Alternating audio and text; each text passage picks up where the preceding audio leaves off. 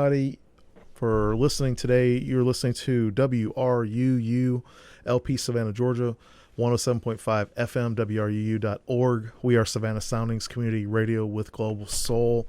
And I'm stoked. I'm just going to blurt it out here. Brad Guigar is in the house. He's on the phone with me. And we were just laughing and chit-chatting about, because I came across you on TikTok. Yeah. And, you know, you resonate so strongly with how I feel about creative stuff that I was like, can I just invite you to come on the radio with me?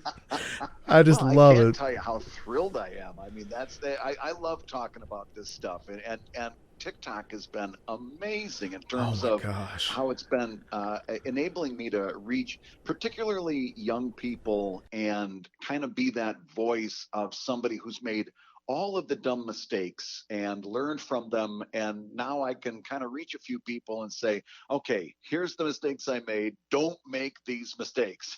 Go out and make your own mistakes, but don't make these ones. Oh, I tell you. And your book, I picked up your book on Amazon about creating webcomics. Yeah. And man, that is a proficient how-to guide. Thank you so much. I'm telling you, that is... We did a book called How to Make Webcomics.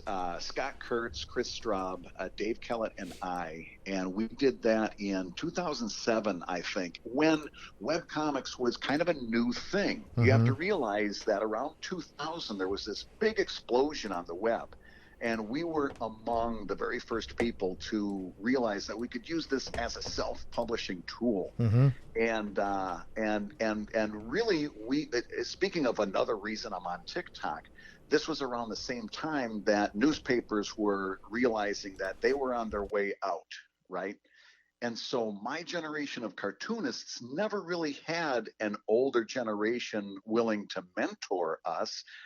They were looking at us saying, "Hey, you're screwing everything up. You're you're driving us out of business."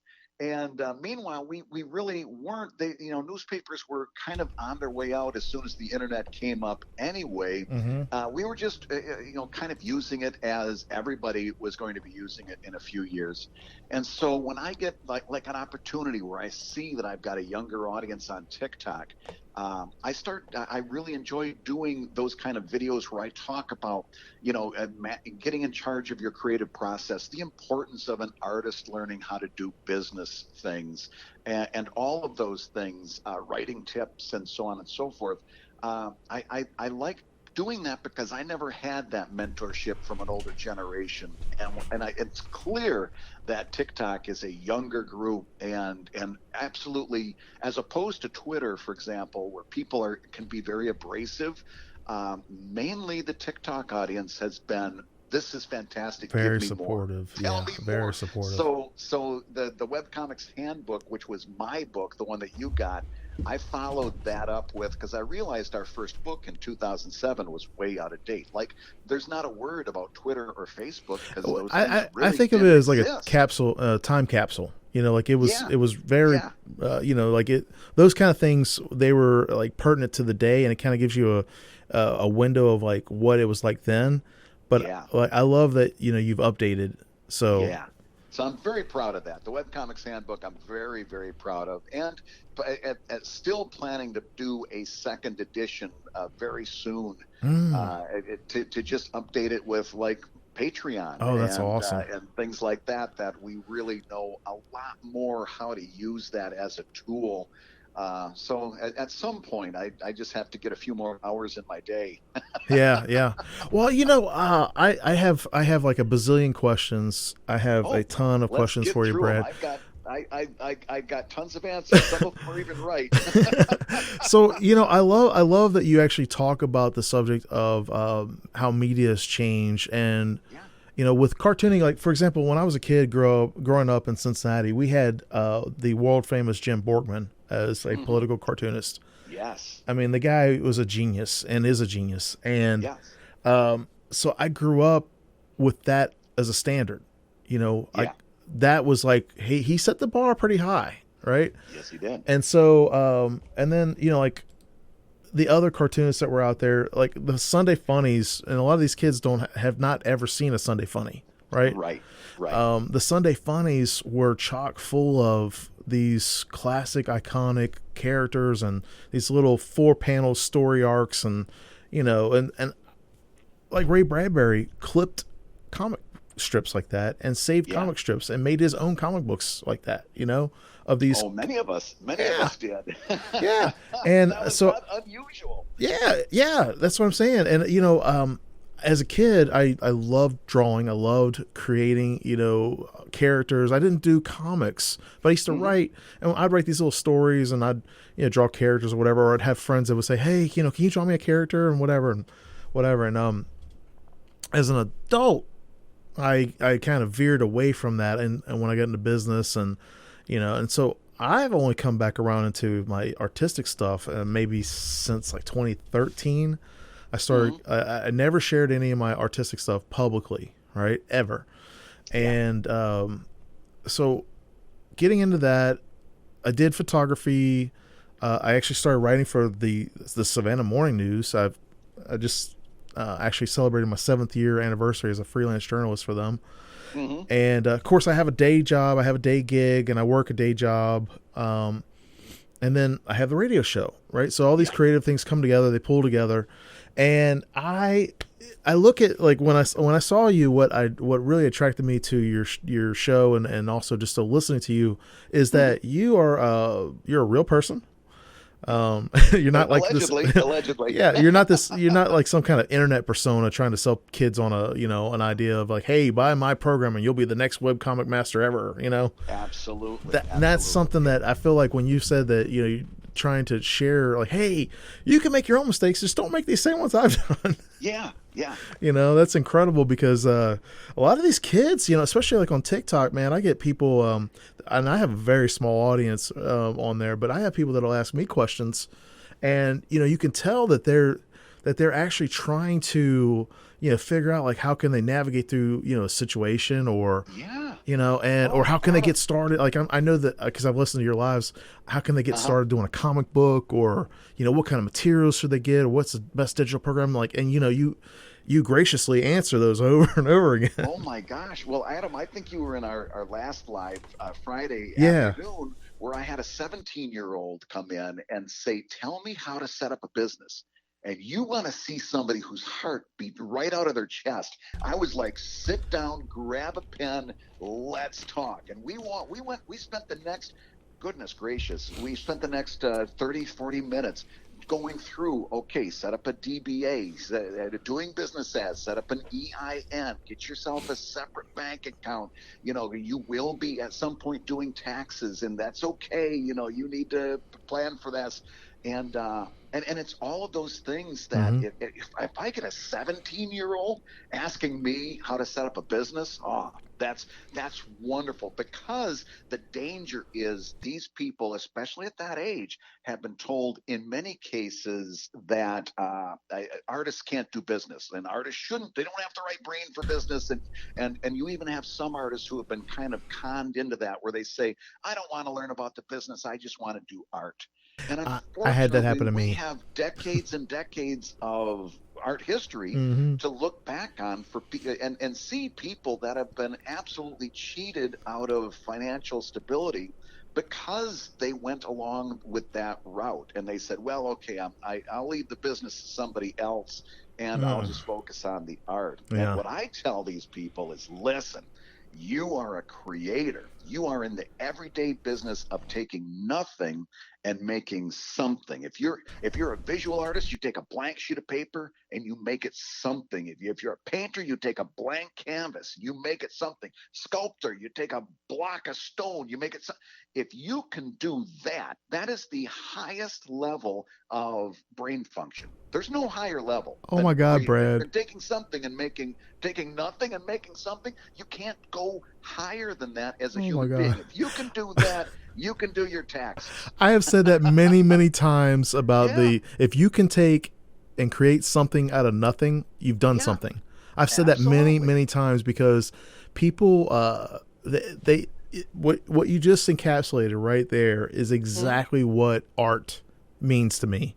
You take something, you say, hey, I see these materials over here, and I'm going to take those and I'm going to use that canvas, or I'm going to use, whatever medium it is you decide you want to do, and I'm going to make something. I'm going to show the world this thing that I'm doing. Yep. And I was one of those kids, and I was born in 76, so I graduated in 94. I was one of those kids that, I was always artistically inclined. I loved art. I loved creative stuff, loved writing. But at the same time, it was go to college, go to school, go to school, go to school. Yeah. You have to work. And I did. I worked. I worked and worked and worked. And like I said, in 2013, I went back to my art because I had a friend of mine named Camilla Flynn who she hosted a jazz show. And it was a live jazz show. There was a jazz band.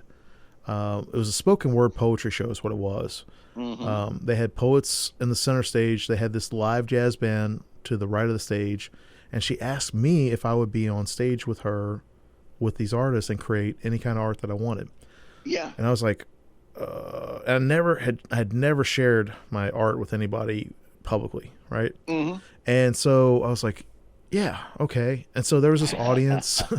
I got this this cream paper from an art store.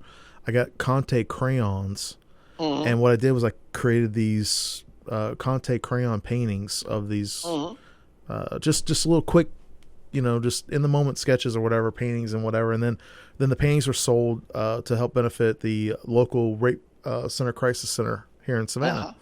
And it was the first time, Brad, that I'd ever sold a piece of art. First time I'd ever shared my art publicly. The first time I'd ever done a performance where I was in front of an audience like that. And it opened me up, and the art helped me. The creative side of stuff, it helped me because I was going through like a lot of difficulties in my personal life. Was just dealing with some different issues or whatever, and I turned to my creativity as an outlet. Yeah. And so, my background is in business and leadership, and I understand that you're a professor as well, right? Yep, that's correct. I teach storytelling at University of the Arts here in Philadelphia. That's incredible. I worked at a university for 10 years as a financial aid director. And so, the university, so I worked for University of Phoenix for the first 6 years, and the last 3.5 years or so I worked at South University. Both are like business schools, and South University has more of a medical program. But working around students, I would encourage them, just like you said, hey, you can do it. You just got to do the work, and to learn business, I'm like, so that was where my mindset was. But I felt the same way. Like I was like, how am I going to make any money off my art? There's no way I can be self-supportive of it, whatever. And so I didn't believe in it. And I feel like, and not just the internet, but I feel like with the smartphones and social media, that it has revolutionized the way that we consume content and entertainment. Without a doubt. Yeah. I've got to do the station ID real quick. Everybody, you're tuning in today to the Adam Messer Show here on WRUU-LP Savannah, Georgia, 107.5 FM, WRUU.org. We are Savannah Soundings, community radio with global soul.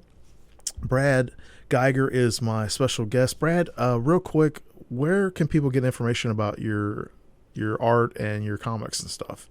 Absolutely. Well, the name of my comic is Evil Inc., and they can check that out at evil-comic.com. They can also check out my podcast, ComicLab, that I record every week with my friend Dave Kellett. And you can check out ComicLab any place you get your podcasts. And if you're looking for more information on webcomics, check out webcomics.com. That's my subscription-based site for news, tutorials, and information. That's awesome. I love it that you share this information freely, and that you really do have the heart of a teacher. That was one of the things when I was reading your bio. I was like, oh, I didn't know that you were a professor, but it makes sense because, like that old teacher saying, and this is something we heard a lot when I was working at the university, is like they don't care how much you know until they know how much you care. Yeah. Well, and not only that, but I mean, there's so number one, I get a tremendous creative charge from working with people, and my class tends to get people across the entire university. Like I've got dance majors, I've got music majors, I've got sculptors, because really in storytelling, we're talking about harnessing your creativity. Yeah. So it's one of those topics I feel very, very passionately about. And the other thing is, quite frankly, I've become a better writer since teaching storytelling because, as anybody who's ever taught will tell you, you've got to really know your stuff before you can teach Yeah. something. Yeah. Because so it has forced me to dig down a little bit deeper and really examine how I approach this, so I can help other people who come from very, very different walks of life do this same thing. So it's been all around something I absolutely look forward to every year is teaching another semester of this because it's great all from all angles. It's great for them. It's great for me. It keeps me on my toes. And it forces me to come up with new ideas, which is fantastic. I One of the things I love about storytelling is how we're all storytelling beings, all of us, Mm-hmm. right? And the way we communicate are through stories. Everything we do is some sort of story.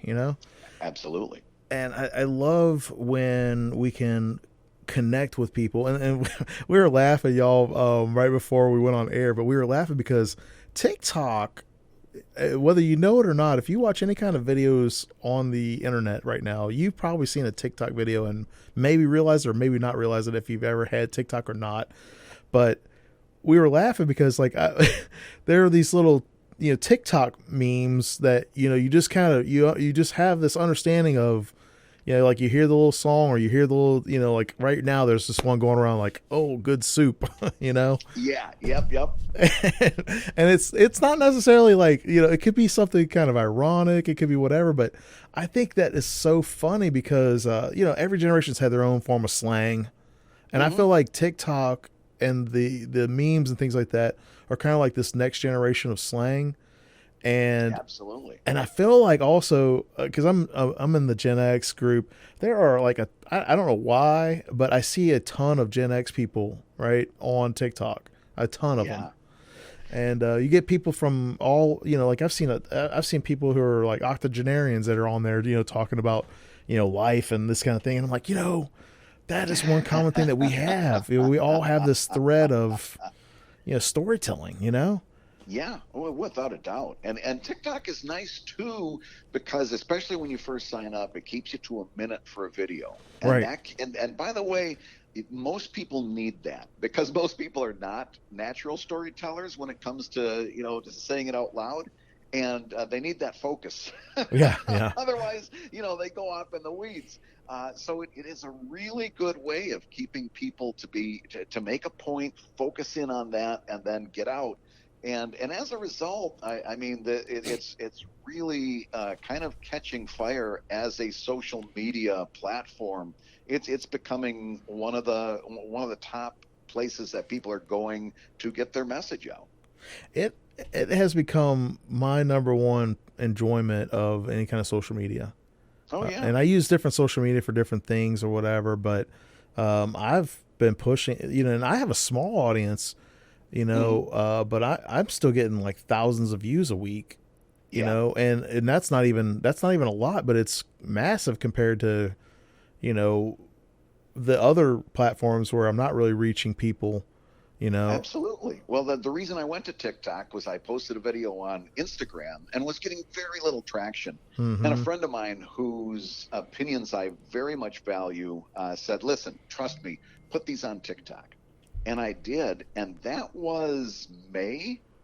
So I started in on TikTok in May. Today I've got 12,000 followers. I mean, Wow. it caught like immediately, and it was and I I looked at my wife and I said, "Well, looks like I'm doing videos now. I got to Yeah. get a ring light and Yeah, start it's a great got to medium. start combing my hair and going to my studio with a clean shirt. You have no idea what kind of burden this has been."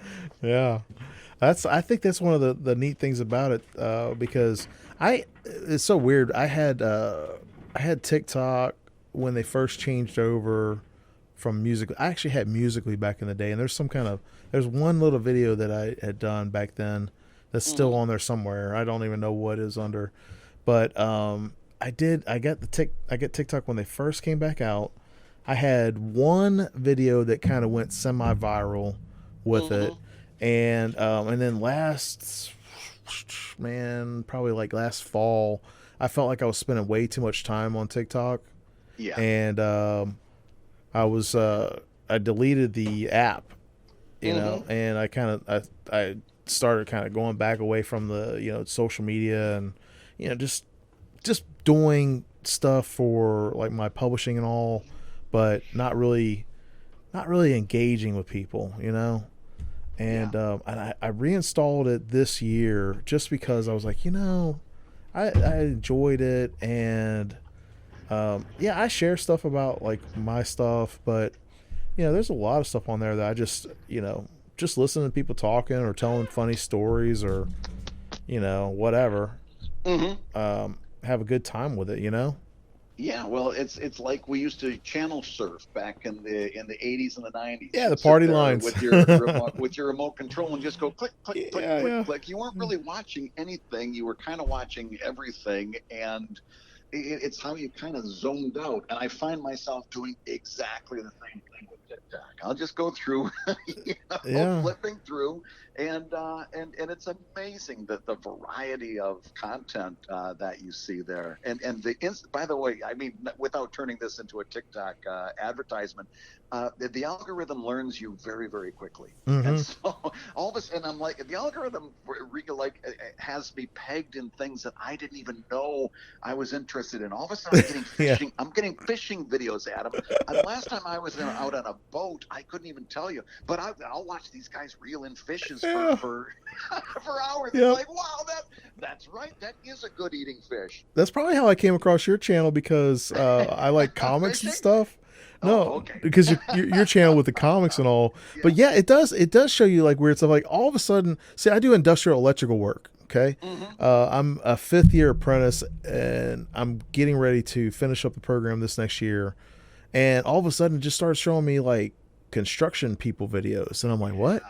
And I started laughing so hard because of like academia and business world and construction world. They're like, they're almost polar opposites on some respects, I mean, people are people no matter what, but it would just crack me up, some of these just funny little videos. Yeah. And there's this, I can watch that forever.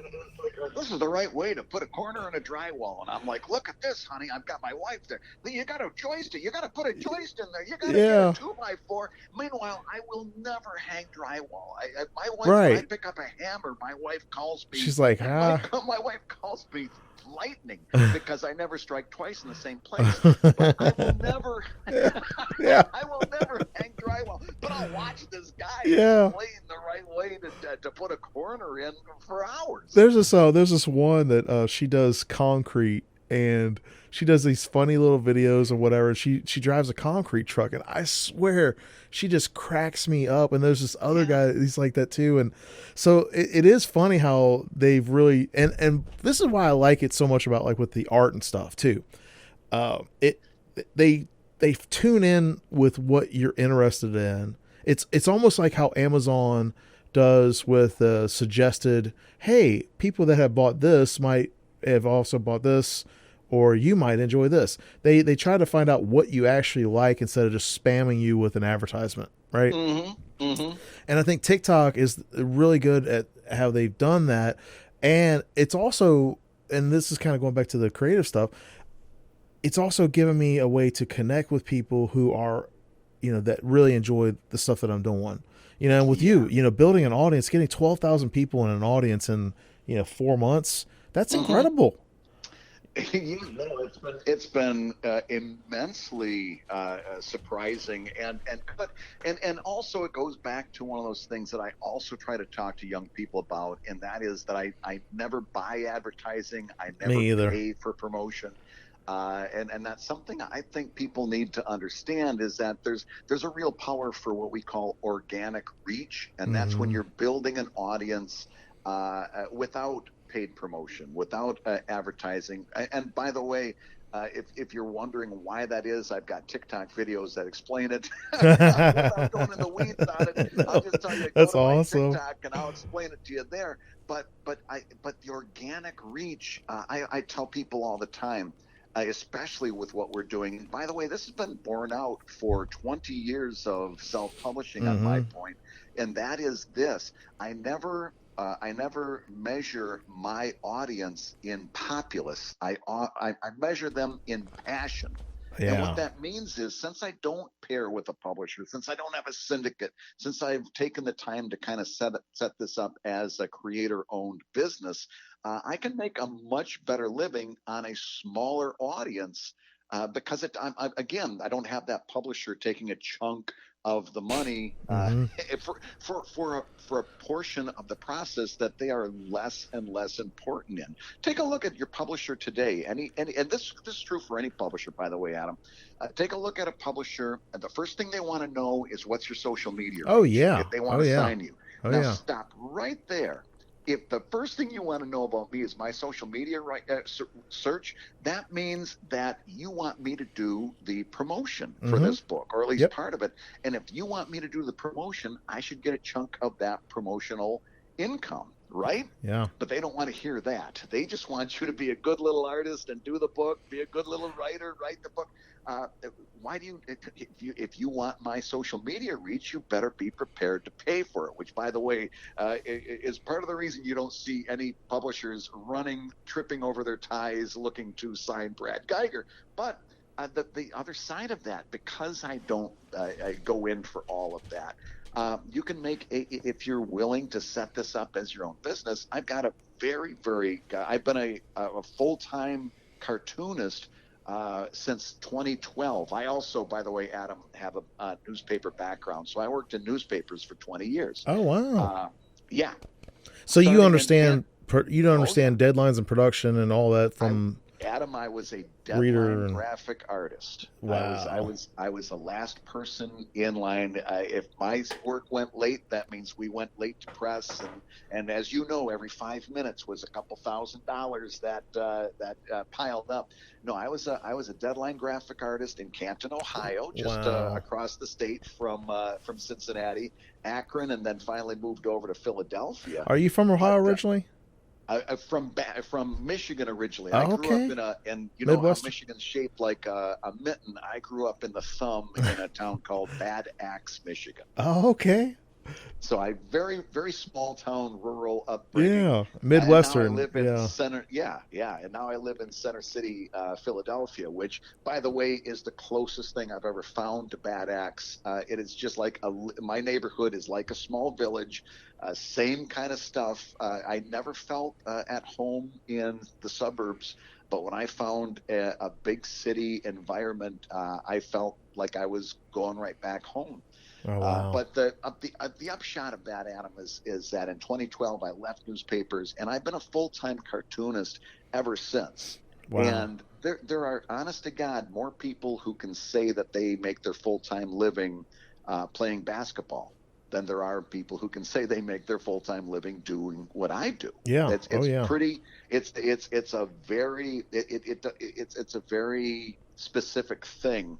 It's very possible, but you've got to have one heck of a dedication to do that. But when I left newspapers and became a full timer, that was something that I absolutely had to concentrate on, and realize that I could be a business person and have a very good living on a much smaller audience than I was Mm-hmm. going to have going through a publisher. Yeah, I agree with you. I feel the same way. I decided, like with my books, I decided to self-publish, and Mm-hmm. then I started this thing in Savannah called the Savannah Quill. It was an author convention in Mm-hmm. 2016, and the idea was to connect writers and readers to promote literacy, and Yeah. I have hosted several conventions, But then I switched over to in 2018 to doing smaller events to help raise funds for the Ronald McDonald House, and I call it the Books and Brews. Mm-hmm. And I agree with everything you just said, because when I switched over, because I was doing all these charitable events, I wanted to separate that from publishing, from the idea of I want to sell books. The intention of my publishing is to sell books. So what I did was I formed my own small print publishing house called the Valhalla Books Publisher. Mm-hmm. And I have had more success, and I'm not selling a ton of books, Right. but we've sold almost 400 books this year. Mm-hmm. And I feel like that's a good start for a small print publisher. And I'm throwing that number out there just because I never would have imagined I could have sold 400 books in a year as a publisher. Mm-hmm. And I have had better success when I scrapped my old email list of, it would just, everybody and their brother just signed up to have a free book when I first started doing this. Right. In 2018. Right. I scrapped that list last year. I had like 600 something people, and I scrapped it because I was getting very low reading engagement from people.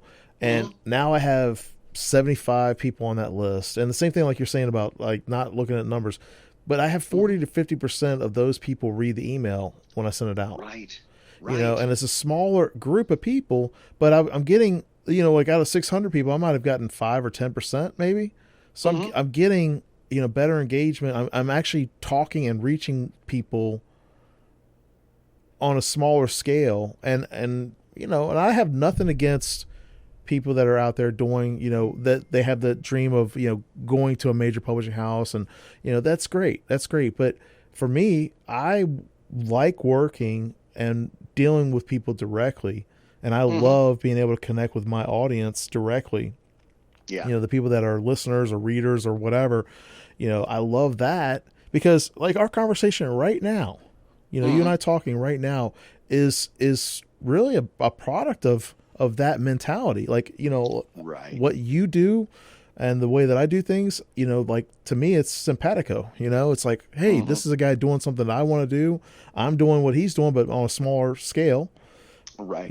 And that's part of like, this whole, we're two guys talking on the radio right now about like creative stuff, and like this wouldn't have happened 25 years ago, it couldn't have happened. No, it would not. And I swear we live in such a great age. Yeah. So that's one of the things I think, like with the stuff that you share and you talk about, and y'all, I have not actually listened to Brad's podcast yet, but I listen to audiobooks every morning. And so I'm going to start listening to your podcast tomorrow morning when I go to work. And I was like thinking, man, I love catching your live on Fridays. I try to catch at least, some part of it, because I know you do like from 4 to 5:30 or whatever. Yep. And I just, I have that time in the morning on the way into work. I leave like 5:15, 5:30 in the morning. I've got a good half an hour, 45 minutes to get to work.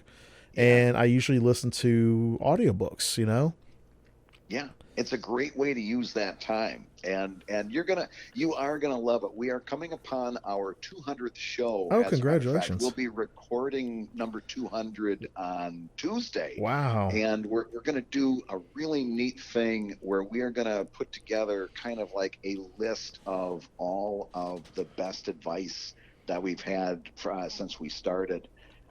So it's definitely one to listen to, because it's almost like a best of the best of ComicLab. But we've done a show now since 2018. Wow. Like I said, Dave Kellett and I. That's when I started this radio show. I started June of 2018. Yep. That's so cool. And it was a good year for audio entertainment. Yeah.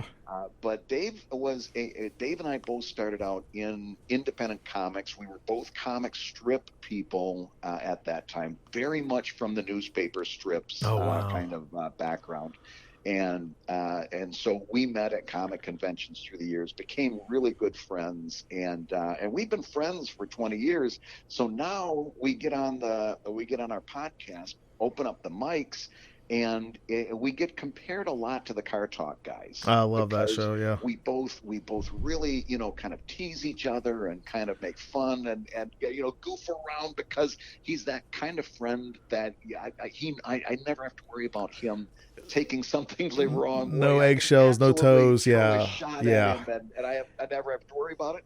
And a lot of the show is people writing us questions either about the art or the writing or the promotion or the business of comics. Mm-hmm. And kind of like the Car Talk guys, we go through and we fix their Studebakers and say, Yeah. okay, Yeah. this is what here's what you're doing on Twitter right now. Here's a way that we're going to suggest you do it a little bit, that's going to give you some better results, stuff like that. Yeah. And we have a lot of fun doing that show. I think you're going to absolutely adore it. Oh, I tell you what, I have already enjoyed watching your stuff and then the interactions I've had with you, and I know I'm going to like it. Just based off of what I've seen you doing, I love that Car Talk show. I used to listen to that as a kid in the radio on the radio as a kid. I think you just made a good point too, like with the questions and answers. Doing the radio show, I have had a lot of different guests on. And I like to have a casual conversation, open-ended, and try to keep it friendly and, fun and that kind of thing. And I feel like, and this is something y'all we were talking briefly about before the show, but I feel like the internet has done and I'll say it the same way I said before, the internet has done a great job of being able to bring us all closer together. Just like we couldn't have done this 25 years ago, we wouldn't have even known each other. You know what I mean? Or come across each other on a social media platform or whatever. But it's also wedged us up, as a group of people farther apart, and I feel like that the art of conversation is something that, people are not doing. Like when I was a kid growing up, the family would, my grandma and grandpa and, my mom and dad and aunts and uncles and stuff, they would sit around the adult table, right? Right. And kids could sit around and they could be seen but not heard. But they would have these they'd have these conversations, and you always had to sit at the kid table, I'm telling you, I'm 52 years old and I still get put at the kid table, because I'll tell you what, the conversation's a lot more fun over there. Yeah, and I think that the I don't know how to say it, but the human connection that we get with either face to face or voice to voice, there's no substitute for that. Mm-hmm. Absolutely. It's a much better way to go. And you tend to be a little bit more polite to people when you're talking directly to them. Yeah, I agree. I think people, it's funny how the internet can be, you got the good, the bad, and the ugly, but I feel like with, and this is one reason why I know I'm kind of fanboying here a little bit, but one of the things I liked about with your stuff and with the TikTok platform is that it seems that the community that is being built and people are building or whatever, they're very supportive. I mean, there's internet trolls here and there, but for the majority of what I've seen, they're very, very supportive. There's a lot of like commonality with the humanity of, like you being a cartoonist. I love that style of, like political cartoons or, satire, those kind of things. And I've always felt like that when you can share something that's clever and witty, people often confuse sarcasm for wit and humor. And I'm like, you got to understand there's a difference. I mean, like you can use sarcasm if you're trying to be clever and witty, but it doesn't substitute someone who's clever and witty who's not sarcastic. Yeah, sarcasm can be very dangerous if wielded incorrectly. It can go sour very, very quickly. Yeah. But that's one thing this is one thing that I'm really enjoying TikTok bringing different generations together. Right. Because, again, coming from webcomics in the early 2000s, since we didn't have that older generation who was willing to bring us in. For example, the National Cartoonist Society, which was a huge, a big deal. Yeah. All of the greats were part of the National Cartoonist Society. Charles Schultz and Oh, Jim wow. Davis and Yeah. Bill Watterson. They were all members. In the early 2000s, you could not be considered for membership if you were doing a comic on the web. They did not consider that to be an actual thing. Wow. So it wasn't until many, many years later. I got to go back and look. It might have been closer to like 2010 until they would even consider somebody who was doing self-published comics on the web Mm-hmm. for membership in this professional organization. And so as a result of all of that, what happened was people who were in that first vanguard of self-publishing on the web in the early 2000s, we became very, very comfortable with sharing information broadly among each other. Yeah. So I know dozens and dozens of people, some of which I know pretty well, some of whom I just know a little bit, but I can reach out to them knowing that they're from that first wave, and I know I can ask them any question and they will be happy to give me an answer, because the only way we were able to survive during that time was by sharing every little bit of information that we found. Anything we knew, it was literally like that old button soup story, where you get a bowl of soup but you started with a button and everybody just brings in what they had. Yeah. That was webcomics in the early 2000s, is one big button soup, and everybody threw a little something in and everybody got a bowl of soup at the end of it. And so now it's just inbred into me, or is it through osmosis? I am somebody who's very, very comfortable with sharing anything I do know, any advice I might have. Some things are like objective, like working in CMYK versus RGB. Without going into the weeds, that's kind of one of those things that there's no wiggle room on. You should be doing one and not the other. And then there's other things like lettering, where I can say, okay, here's some aesthetic things I want you to think about. It might not fit your aesthetic, but I want you to think about it. And being able to share those kinds of things that run the gamut from the objective to the very subjective is stuff that we've been doing for 20 years, because that's how we survived. Mm-hmm. And now we're on all these other platforms where we're able to do that, and it's nice. I got to tell you, it's nice to be able to do that. It's very, very rewarding, especially when somebody says, I get a comment that says, "Oh my gosh, you just saved me hours of work." Yeah. Because I would have never thought of that. And I'm like, yeah, I know. You know how I found that out? I wasted hours of work. Tony Robbins says, and now you get to do it the right way. And that's what it's all about, is saving somebody a few hours here and there. Yeah, that is incredible to be able to help somebody else. I love that with Tony Robbins. He says, crushing decades into days. Yeah. And you take, it's a good way of looking at it. You take the, we're not reinventing the wheel. Right. Mm-hmm. And you take the, for example, like the blueprint that you laid out, and you share with people and you say, hey, this is what I did. Not necessarily that you can do this exactly the same way, right. But, this is, right. Here's the road. On the other end is, that little town you want to go to. Yeah. And one thing we say on ComicLab all the time, just in case we get too full of ourselves, is we always kind of remind each other, listen, there's many, many different roads to the top of the same mountain. Yeah. We might be advocating one road, and we might feel very, very passionately about that. We might really advocate for it strongly. But somebody taking a different road might get to the top of that same mountain, and we hope that does happen, because we're going to meet them on the road at some point and steal all their good ideas. Yeah, that's a great idea. I know how I could use that, and vice versa, hopefully. And that's the only way. By the way, that's the only way small artists survive in general.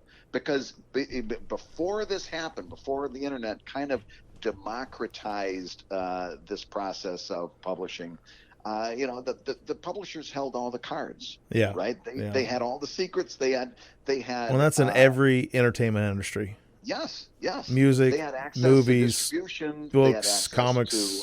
promotion. Yeah. And production, and they had everything kind of tied up. And now we've got a whole bunch of people out there basically running experiments. Hmm. And some of them are going to succeed in ways that we hadn't really even considered yet. And by sharing that information back and forth, and by making sure that everybody has some access to that, it means that we're going to remain in control of our careers for many, many years to come. Yeah, I think that is really the key. I think like that's the freedom that you have with it, because you Hmm. can get out of it anything that you want to put into it, you know. Yep, And absolutely.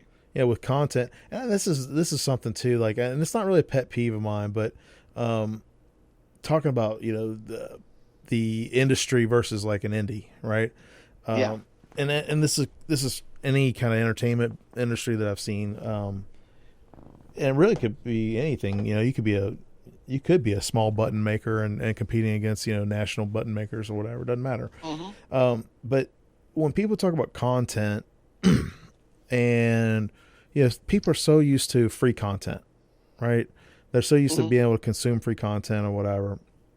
And I noticed that and this is one of the things that you talk about too, but I noticed that with content creators, that they don't really understand on the ask for a sale, right? Yeah. Yeah. And that's a big thing, because like when I host these events, Brad, and I have like authors that come out, I always tell them, I'm say, yes, you can sell books, and we are going to sell books, but the purpose Yeah. of doing the event is not to sell books.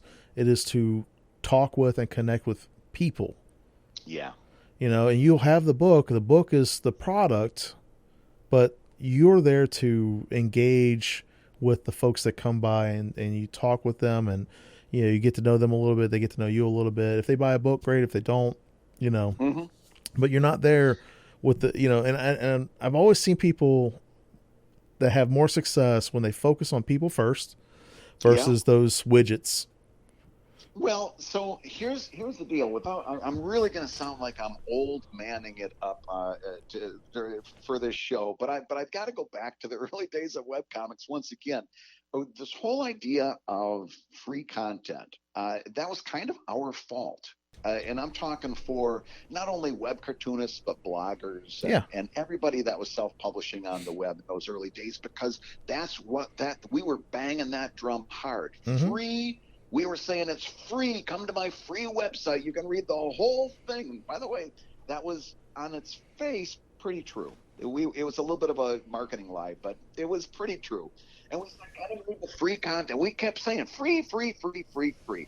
That was kind of a lie because it wasn't free content. It was ad supported content, Right. because Right. each one of us had two or three ads that we were getting paid for. And at one time, the ad market was strong enough that I was paying my mortgage with ad revenue. I couldn't pay my electric bill with it today, but back in the day, I could make a really substantial income on advertising revenue. And so what happened was, a lot of people, because they had been told free, free, free, free, when really the truth was it was ad supported, this whole idea of free content became very, very rooted, and is now, it's not as bad as it was. It probably was at its worst around 2011 through 2013, where people still were hanging on to, well, this is free content. Now, between Kickstarter and Patreon and things like a podcast, Apple Music, the idea of being able to buy a song for your iPhone for Yeah. 25 cents or 99 cents. All of a sudden, people got very, very comfortable making micro payments for small things like a single song, an MP3. People got comfortable with that, and then it started to open up. But what you're saying has always been the thread that has helped independent artists since the beginning, and that is this: what we do on the surface is we make our work very easily accessible, Mm-hmm. very easily shareable. All of my comics, for the most part, you can find on the web and you can read them. It doesn't hurt my book sales a bit, because they want that archive. They want that. A different reading experience of buying the book. They want to own that. That's always something they're going to have. But in order for me to get them to that point where they're considering it, I had to make my work very easily accessible and help them to become fans. Yeah. And once they become fans, by giving them that quote unquote free content, and frankly, let's face it, today it is free content because, most of us have just removed our advertising from our sites because it was paying so poorly, it wasn't worth exactly. the aggravation. So, now what we do is in a very real way, and this happens on social media as well, we build our audience through sharing very freely, and then we monetize it on the back end. Once they become fans, then we can do a Kickstarter, then we can do a Patreon, then we can sell a T-shirt or whatever, and they become very, very amenable to that whole thing. But you can't go in selling first. No, But what I tell people on the podcast all the time is that everything you need to know about crowdfunding is right there in the name. First comes the crowd, then comes the funding. Oh, I love that. So you've got to build that crowd first. I love that. And then everything else comes. It's kind of like going back to the fan base or whatever. When you, like right now, I'm sitting here on the radio talking to you. I've got a Transformer T-shirt on because I grew up watching Transformers. I love Transformers. Yeah. I collect them, and I've got a T-shirt, of Transformers on. Right. When that's your thing that you geek out about, it doesn't. You're like, oh wow, they've got this new shirt or they've got this new whatever. You kind of look forward to that next new thing. And I love, the reason why I love listening to you talking about this stuff is because I feel the same way that when we said this, I was saying this earlier, and we were talking about it, but there are people behind the device, there are people behind the screen, there are people behind, the radio listening to this. These are real people. They're not just like, I love how you said that you don't look at, the audience by the numbers. You look at it by I think you said the power of it or something. Yeah, like you don't count by populace, you count by passion. Passion. Thank you. Yeah. I love that, because when you are really in tune and connected with that person, like they might not have ever talked to you, right? But they see your message. They vibe with your message.